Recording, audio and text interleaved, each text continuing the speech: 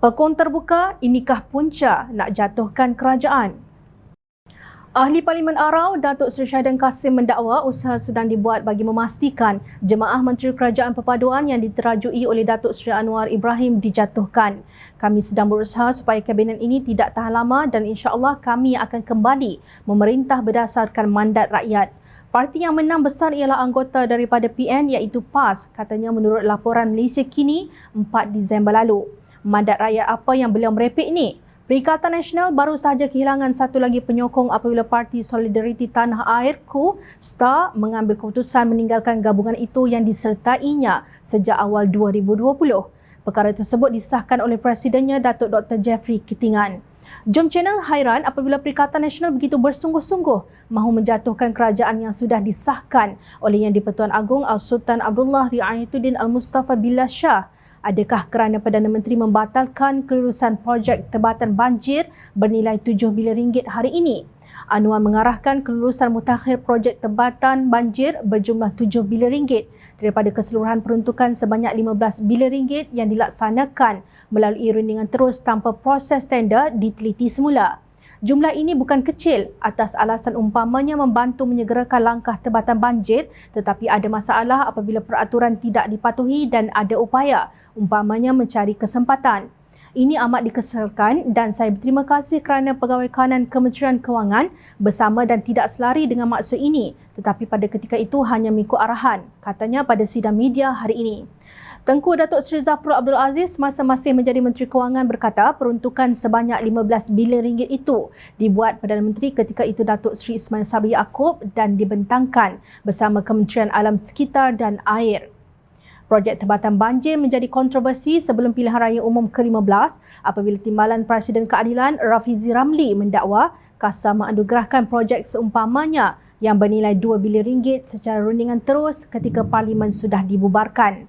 Menteri Kasar ketika itu ialah Timbalan Presiden PAS Datuk Seri Tuan Ibrahim Tuan Man. Beliau mendakwa kenyataan Rafizi adalah fitnah dan telah mengarahkan peguamnya memfailkan saman fitnah terhadap ahli Parlimen Pandan itu.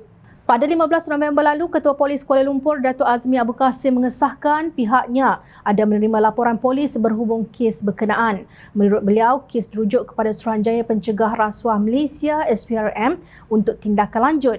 Sebelum itu dikatakan laporan polis dibuat oleh sebuah NGO pro-PAS Gerakan Pembela Ummah menerusi pengerusinya Muhammad Zain Mustafa di Ibu Pejabat Polis Daerah Dangwangi pada 11 November lalu. Berdasarkan kenyataan Perdana Menteri itu, projek tebatan banjir sebanyak 7 bilion ringgit dianugerah secara rundingan terus memang wujud di kementerian yang diterajui Tuan Ibrahim. Nilai projek berkenaan yang diberi secara rundingan terus jauh lebih besar daripada kes yang dibangkitkan oleh Rafizi sebelum ini. Sekarang, apa kata Tuan Ibrahim? Sementara itu, Menteri Besar Kedah Datuk Seri Muhammad Sanusi Mat Noor dalam satu ceramah kempen Perikatan Nasional di Padang Serai mempersoalkan kenapa Anwar menegur Tan Sri Syed Mukhtar sedangkan beliau bukan hartawan terkaya di negara ini. Beliau mendakwa Anwar hanya berani menegur Syed Mukhtar kerana beliau Melayu dan senang dibuli. Menyanggah kenyataan pengarah pilihan raya PAS itu, Anwar Ibrahim menegaskan kerajaan mengarah syarikat padi beras nasional Berhad Bernas berkongsi keuntungannya dengan pesawah miskin bukan bertujuan merobohkan empayar perniagaan Syed Mukhtar. Anwar menjelaskan perbincangan dengan Syed Mukhtar telah diadakan sebelum keputusan berkenaan dibuat dan jutawan tersebut bersetuju memperuntukkan 10 juta ringgit kepada pesawah miskin bulan ini dan 50 juta ringgit pada tahun hadapan. Pemimpin bercakap soal Islam Melayu berdegar-degar, tapi bila kata nak pulangkan sikit kepada pesawah padi, pemimpin itu nak pertahankan juga tauke yang besar, bidas Anwar.